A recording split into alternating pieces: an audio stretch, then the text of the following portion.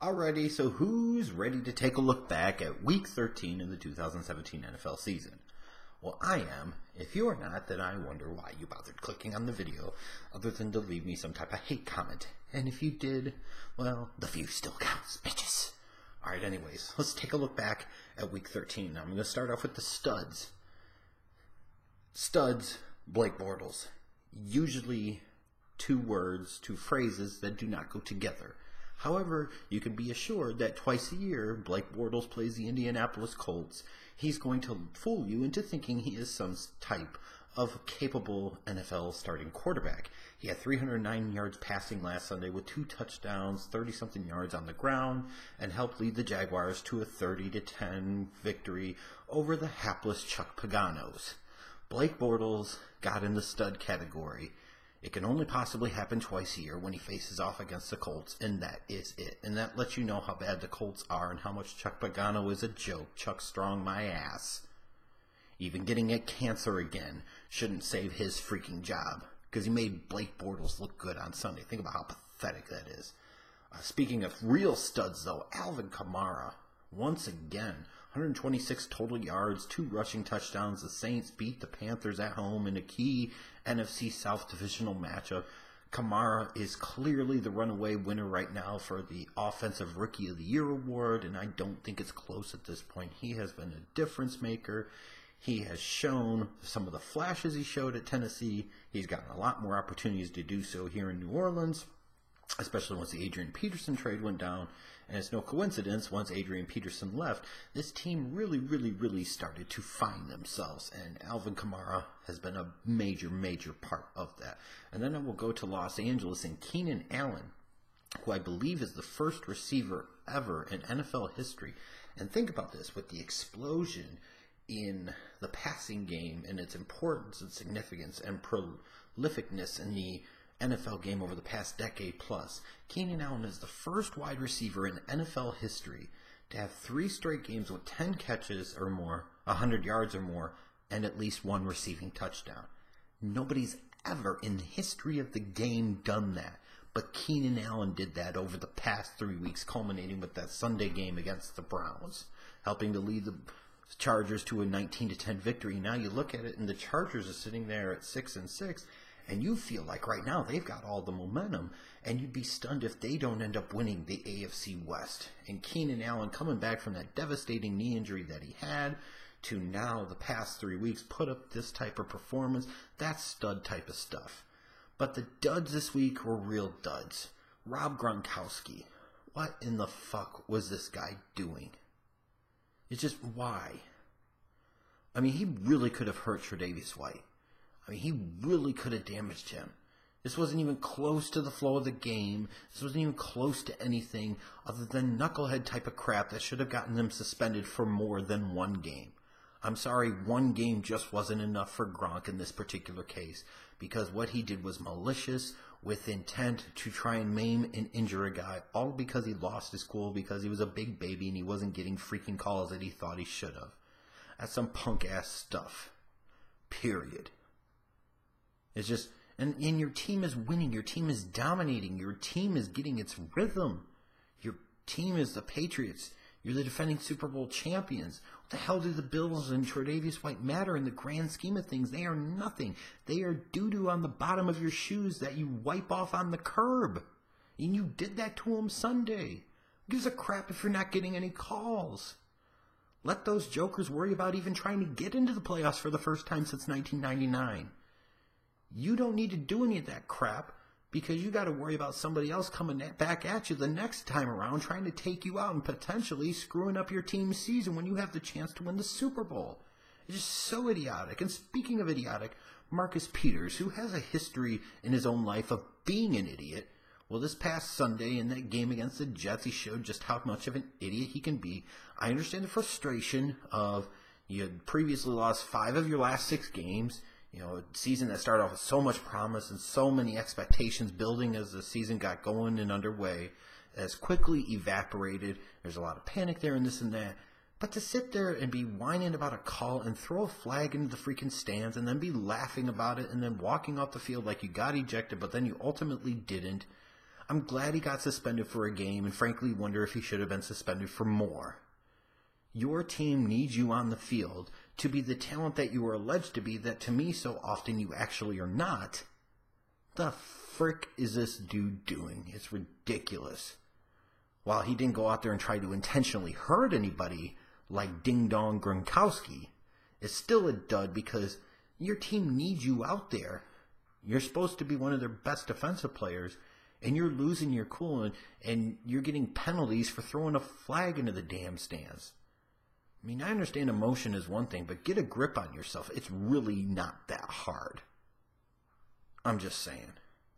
But anyways, let's move on, and let's get to the rest of the business at hand. It's time for 4th and 10.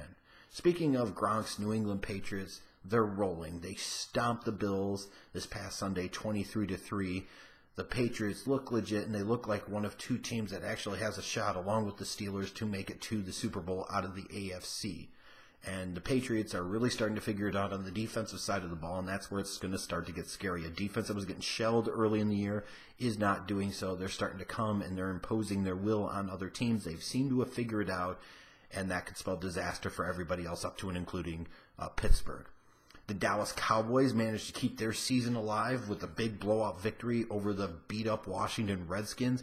It's interesting to hear some reports about how Washington's wide receivers might not respect Kirk Cousins because they feel like Cousins puts them in bad situations in terms of throwing them into spots where they could potentially get injured. You look at Washington's receivers, there's not a lot there to begin with. Maybe they should just shut up and play, because as much as we might not think of Kirk Cousins as an elite NFL quarterback, he is much better at his job than any of the wide receivers on that Redskins team are at their jobs, period.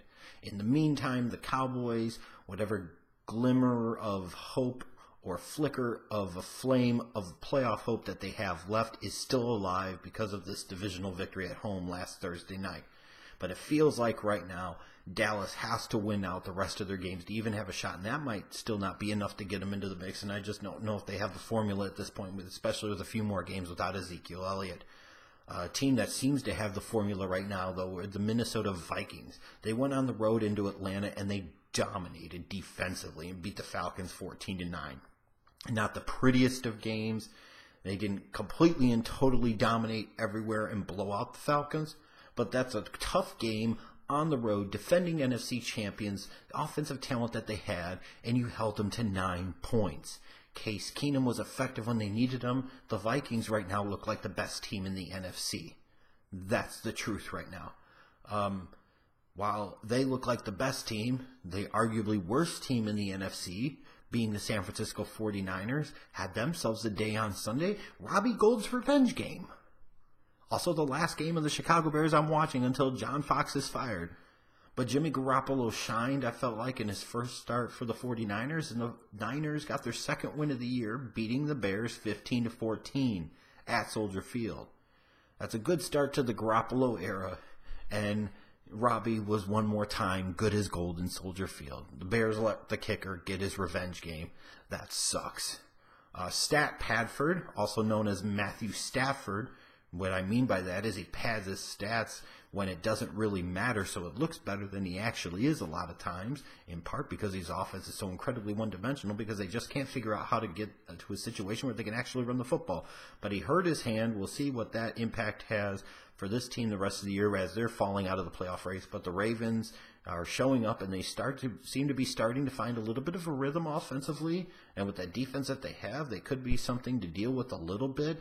Now the Ravens beat the Lions up pretty good, and they go to 7-5, and they look like they're pretty close to locking themselves into the AFC playoffs.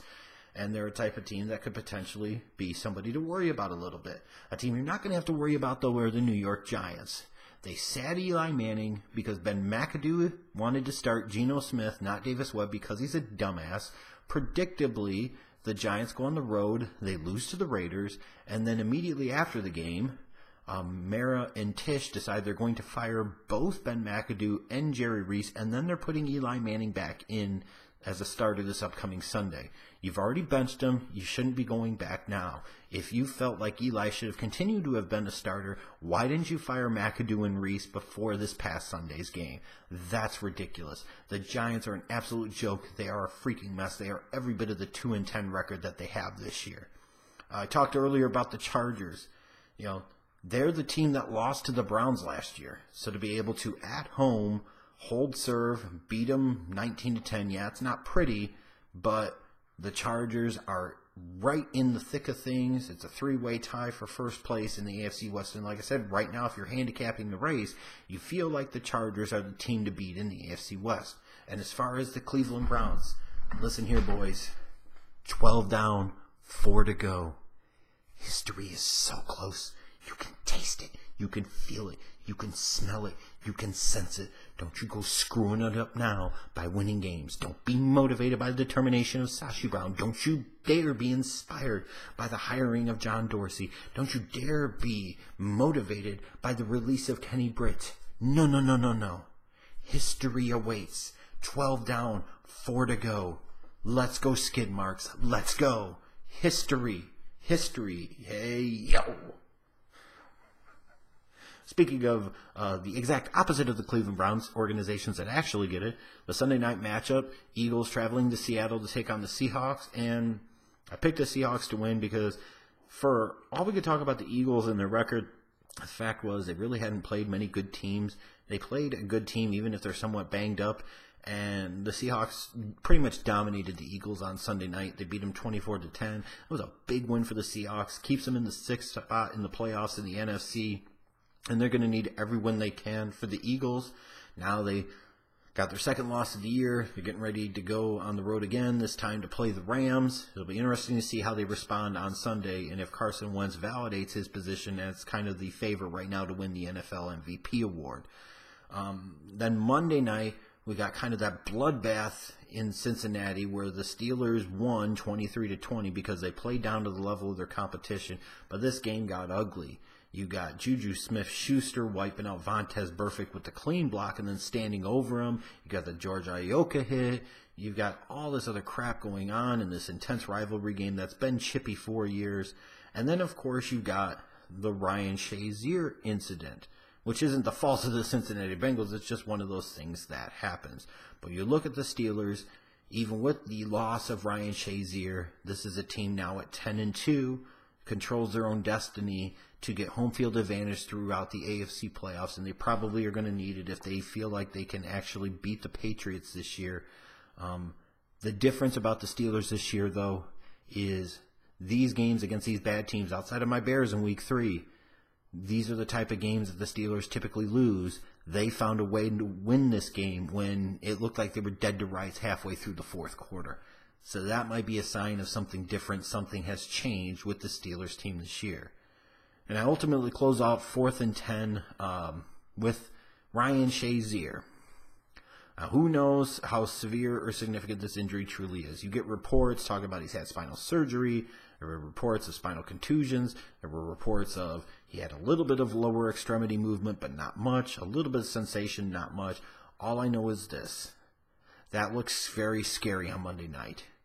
He made the fundamental flaw of dropping his head down, and it's just one of those son of a bitch things. It happened a lot of other times. Guys, including a Shazier, could drop their head and nothing happens. But it was the right confluence of events, and he hit just at the right angle, at the right speed, at the right time, at the right place. And when you saw him get hit, and then he eventually was able to roll himself over, and he kind of dead fished over. And you could see him trying to get up a little bit, but he couldn't. Kind of moving his hands a little bit, but you didn't see his lower body move. That's some freaky shit right there.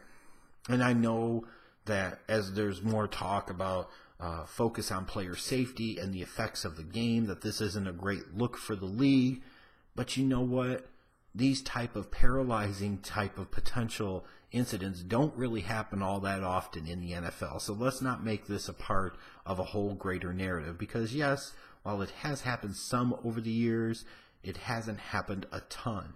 And if anything else, after years of being taught how to tackle a certain way, Ryan Shazier practiced poor fundamentals, and ultimately you could argue potentially did it to himself. Now, one thing I do want to point out for all the people that are throwing up thoughts and prayers, I've always found this kind of odd. If you believe in a higher power and you believe in somebody that knows everything and is responsible for everything, then why would you ask for thoughts and prayers or give thoughts and prayers for a recovery for something that was allowed to happen? Wouldn't that be part of the grand design? Wouldn't that be a part of the plan? I just find that really odd, and maybe I'm just being retentive in all of this, but we can't just praise and use thoughts and prayers as an excuse when Shazier maybe potentially recovers, and I sure to hell hope he does. And I hope he's able to walk again and maybe someday play again, but even if not, just to be able to walk and be able to have a nice standard of life, a quality of life. He deserves that. I just find it really odd that we offer all these thoughts and prayers like, okay, so we pretend this higher power has nothing to do with the injury, but now we're praying to him when this has happened for the recovery. I don't know, just really strange to me. But I do hope for and wish for the best for Ryan Shazier because he's a talented guy. He had started to really, I feel like, figure himself out and become more than just a speed backer at the NFL level. And he was a key player on that Steelers defense and a part of a team that's looking like potentially a Super Bowl threat this year. You don't want to lose one of your most talented and athletic players out of your defense as you're getting into December and you're getting into worrying about the playoffs. So here's hoping that even if it's a long road ahead, that Ryan Shazier is able to see that pot of gold at the end of the rainbow, that he's able to get to the end of the yellow brick road, and he's able to be up on his own feet walking again and doing everything else. We'll see what happens. Who knows what happens? But my thoughts, I will say, my thoughts are with him. But I won't put any faith in prayers. I will put my faith in science and hope that because of the fact he's an NFL player, he will have the ability to get the best medical care he possibly can, and that will hopefully help him to walk sooner rather than later.